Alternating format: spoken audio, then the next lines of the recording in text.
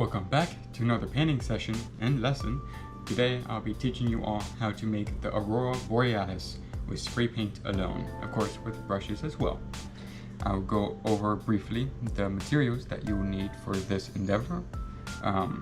You wouldn't need oils, watercolor, just spray paint as I already said. So you'll need a few cyans, turquoise, blues and greens. So I will go over the blues first. I am using colors Midnight Blue, Navy Blue, Ink Blue, and Deep Blue. And for the cyan and turquoise, I am using Lagoon and Vintage Teal. And of course, all the names of these will be in the box to the left, or whichever position I am going to put it as, but I would like to put it at the left. And for the greens, it's just 2 whole cans, Spring Green, and Key Lime. I would pull up all of the cans up to the camera, but as you can see, many of them have been sprayed over. So they're not the cleanest cans, as I do spray with them in the vicinity, so they do get a bit painted and dirty over time. But other than the paints, the main paints anyway, I will also be using white as well, though not that much, and also high gloss coating paint. You could just use a clear gloss coat. They will function the same. I am also using brushes. I won't be using this, so thin brushes, small flat tipped brushes.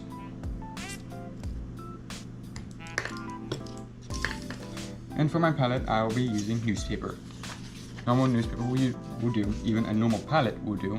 Newspaper is just the disposable type of things that I would choose other than a permanent palette, as it's a bit difficult to clean spray paint in contrast to oil or watercolor. Now let's get started. I will have about 4 strands of the Northern Lights.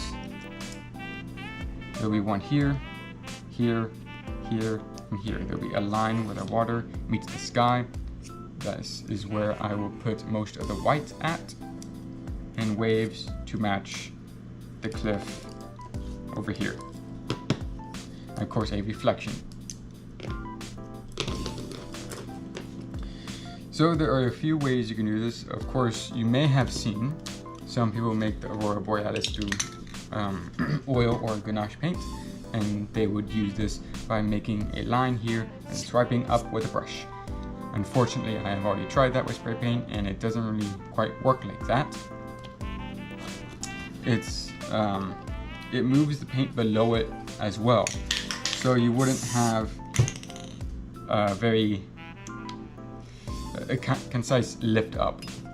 That's kind of what I'm trying to say. It wouldn't look pretty is what I mean by that.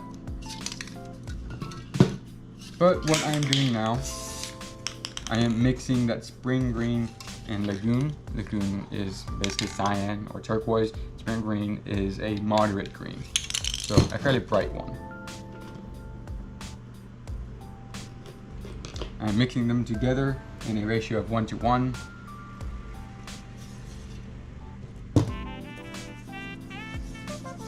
I'm not going to have the newspaper close, as I do not want to risk the spray paint that I will spray on the newspaper to also get on the painting.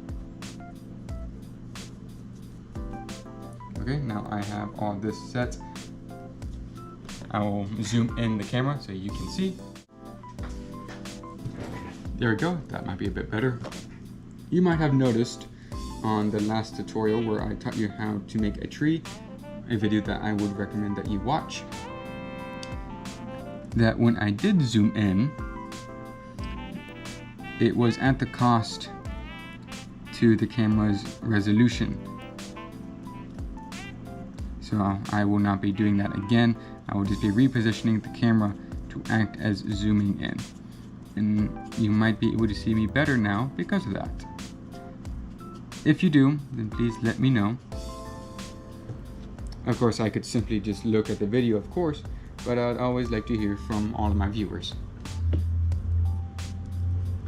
Now I am applying the paint very softly, and this is very important when making the Aurora Borealis.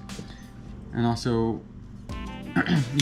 you'll also be seeing me, or lack of seeing me, just hearing me using the high gloss coat paint near my paints, and that is to re-wet it, as this is a very hot environment I am working in at the moment, so it is drying at a very fast rate. So again, as you're seeing me do this, spray here, or not spray, brush up very gently. When you are curving, don't swipe up here a lot, just kind of make it taller. You want to have a sense that the Aurora Borealis is going to you, coming closer to you, the painter.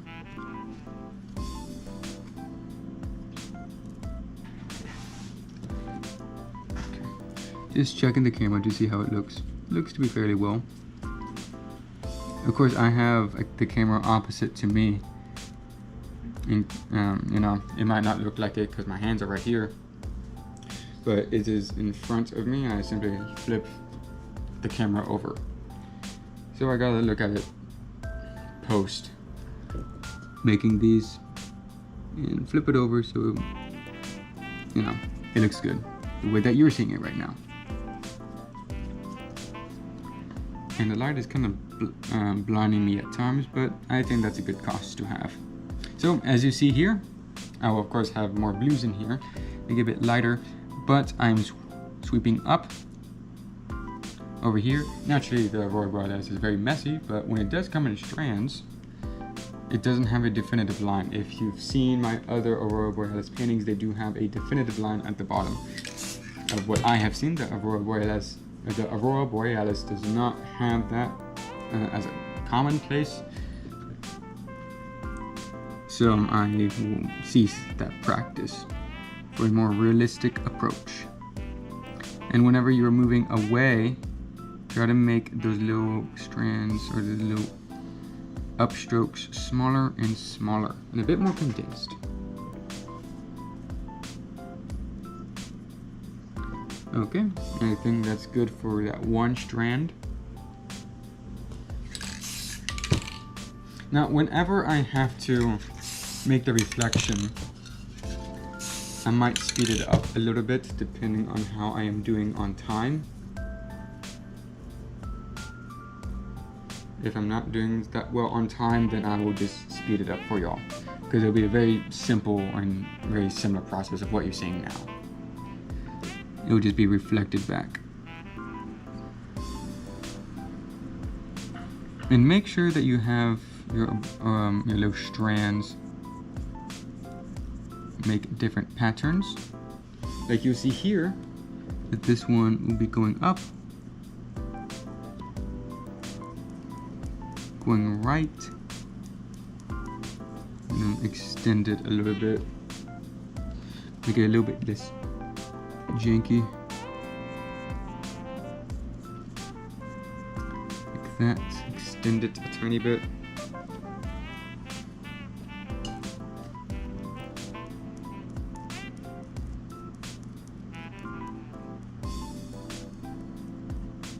There we go. Just gonna extend it on the bottom here. And make sure you make little wisps at the top. It has to be fairly wispy. Try to avoid sharp lines.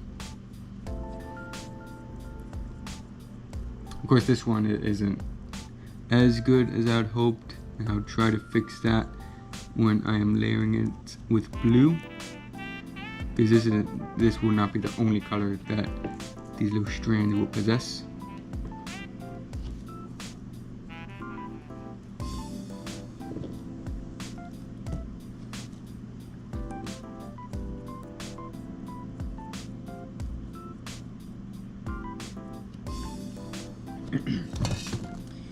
Of course, you're not seeing it right now, but I'm sweeping a lot of the paint that I catch on my brush away, and that is because I do not want thick paint on something like this.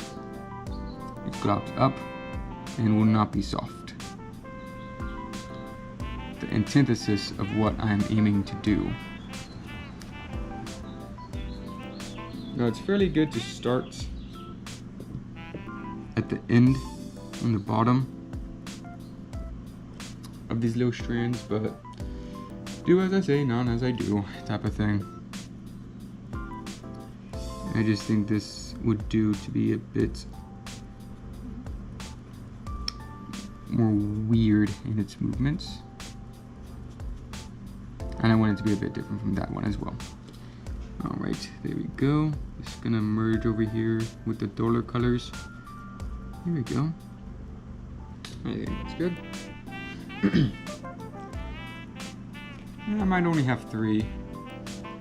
The 4th one might be just a small one.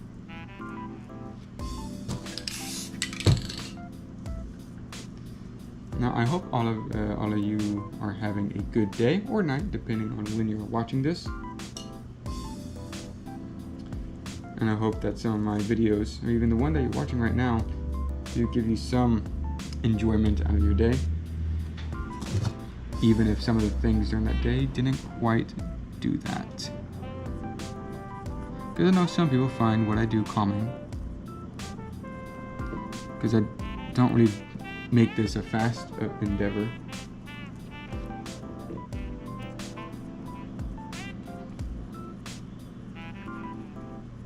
And I'm very flattered by every single time I get told that. Never really gets old.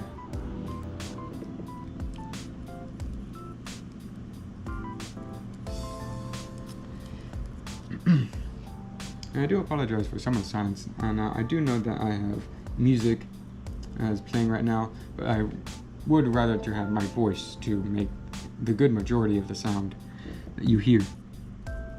The music is just there just to, if there is times of silence, that it isn't that bad.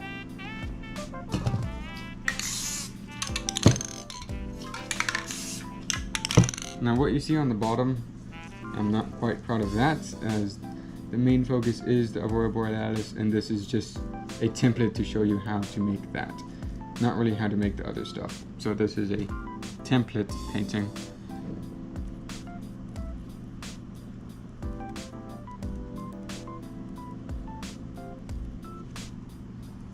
Now I'm actually going to wrap these two up on the top, make it seem like they're connected. Some strands do look like that. Now I've never seen the northern lights with my own eyes before, though I have seen photos. And I do try to be as realistic as I can. I know that's, now you're seeing that the painting that's not realistic at all, and I am aware of that. But as I said in the last video, I do intend that one day I do make very splendorous paintings, as long as they may take to make. I do hope that I can catch the realism of the world. Furthermore, the realism and beauty of nature. But that is a long road. A road, mind you, that I do hope that every single one of you accompany me for.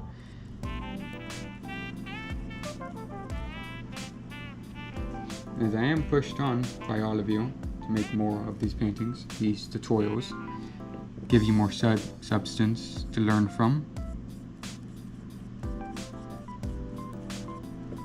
Gives me something to do. Alright, now that we have this set up, I'll just end it off there. I'll make it a bit more wispy to end it. But that'll be it for that strand. Now I'm going to have the smaller one on the top right. It wouldn't be much, it'll just be a small one. Going up here, putting here. Gonna hold this down so it doesn't bounce a lot.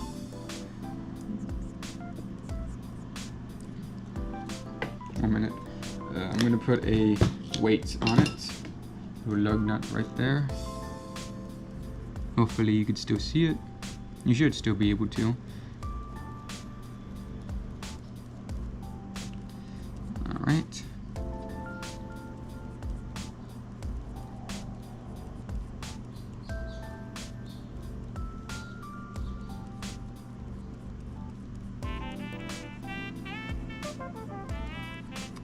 gonna wrap it up here. I think I'm doing good on time so far. This is a bit faster than making a tree.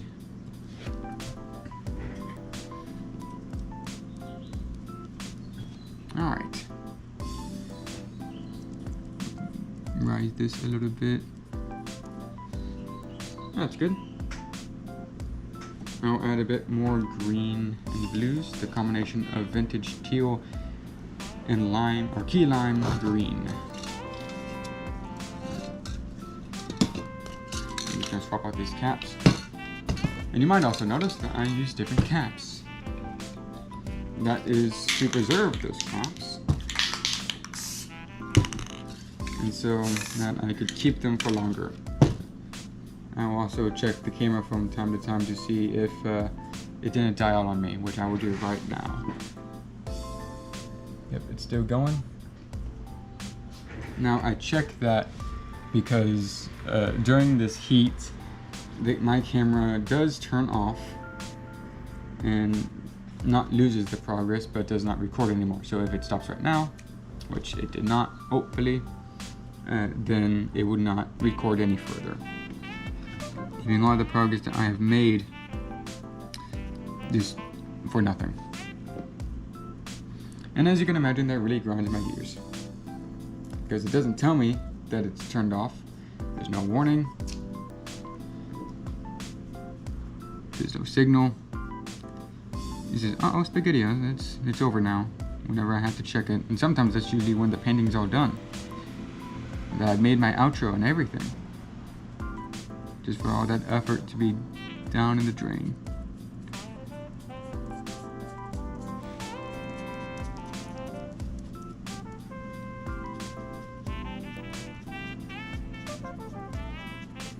Okay, so this dusting of light, like gray, green, will add some texture and depth to the color. As small as the color may be, it is still present. It's still much different than just having one boring color. That's what I always think anyway. But if you have another idea of doing this, if you've been making the Aurora Borealis, maybe even with spray paint, I would love to see and hear from you. If you have any tips and tricks for me, and I'll gladly share some of mine, some that perhaps I have not shared in this video alone.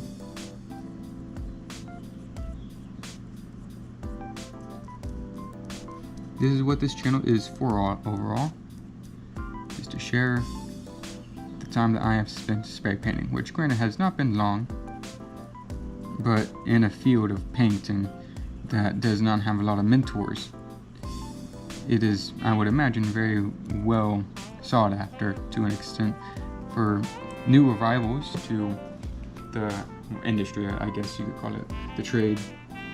Is this? I could say in my area, I'm the only one that does this, works with spray paint, because everyone else does watercolor or painting. Now, mind you, I haven't been a part of any art clubs as of yet, or any art classes for that matter, if you can believe that much. But maybe there is, but of the people that I've seen, they haven't seen anything like this in person anyway. They've seen it online, just not in person. Alright, so now that we have this, just flare up a little bit. Now I am going to make the reflection. Now this will be a very blunt reflection. It will not be crazy by any extent of the imagination. It will just be a similar shape and size. If there is an issue that it does not look quite right, I will simply go over it with a little wave. So I will make the line about here, just a little mental line here. Start to paint. All you need is just a shape and the color. it doesn't have to be all that exact. I will also be careful when I go over this, because in reality I should have made this after, but I did not.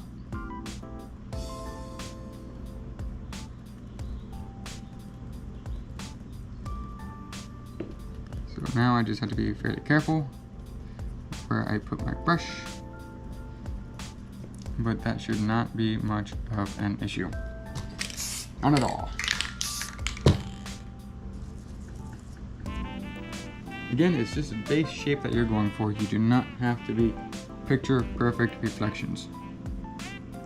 Perhaps I will do that one day, because there are some techniques that I like to use.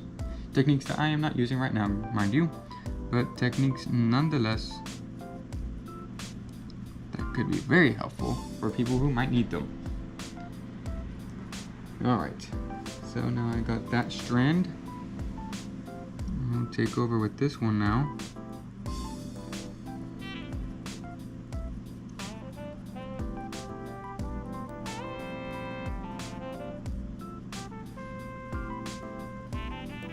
Now, if you're enjoying this tutorial so far, I would recommend that you watch my other tutorials, as they are very bountiful in quality and quantity. Everything from making a planet, ring planet, a line planet, space, nebula, galaxy, all those things are there, and much more to come. The landscape department in terms of tutorials are very lackluster, as I am building on that as we speak. But the landscape paintings that are just a time-lapse and speed painting, they're very bountiful, though they don't get a lot of views. Ironically enough, it's the ones that take me the most time. So if you'd like to watch some of those, I would be very much appreciated. But watching this one is far more enough. And I do thank you all for watching even through this far. I know some of this may be boring, but even watching to this part, even through timestamps, I do thank you for doing that. Sticking by for this long.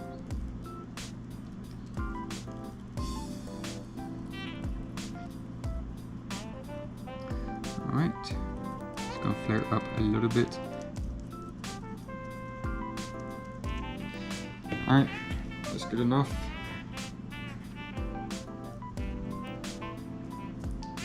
And for this one, it's gonna be a bit tricky. I won't paint a lot of it. It would just be like this.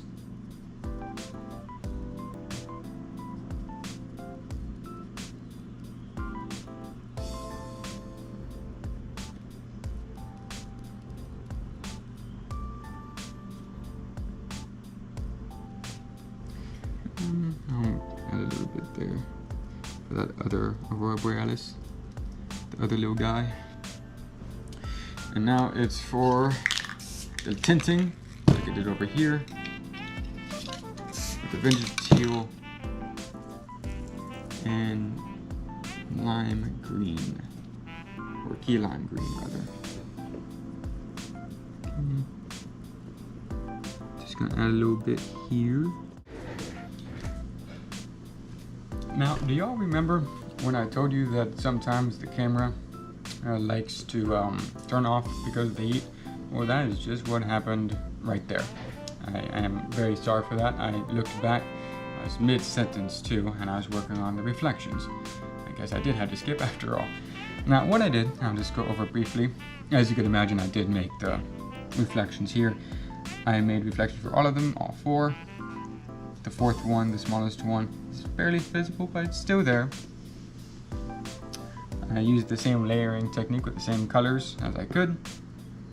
After that, I used a divider line, so a big blade, if you will, very dull blade. Place it there, spray it over with white paint. Once done, I used some white paint and glazed up here onto the banks, the rocks, and the water. Some very fine waves, so just very thin waves, kind of like gloss on an ice. Maybe that's what it is. But I am, again, very sorry that the camera blocked out like that. I could have sworn that it was like colder today. It was like, what, 92 compared to like the 100 I was working on last week, or last painting rather. But all in all, it's working right now. I could see the red dot going. So I will have the outro here now. Despite the, the pause and the skip of painting, I do hope that you have enjoyed the painting and the tutorial, the video in general. And if you do, please let me know by telling me any compliments, criticisms, advice, or recommendations. All of those are very well appreciated in the comment section below. Of course, you can simply like the video, and furthermore, you can subscribe to the channel if you like what I do. Spray painting videos like you have just seen right there. Now I will gloss all of this over with some high gloss paint, put my signature on, and let you all have a close-up and personal look at the painting we just made together.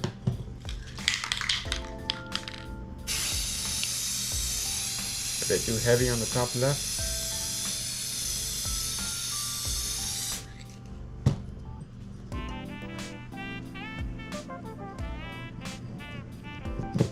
Here we go. Now for that close-up. And here we are. The close-up as promised. Again, I hope that all of you have enjoyed this painting session, despite the skip in video.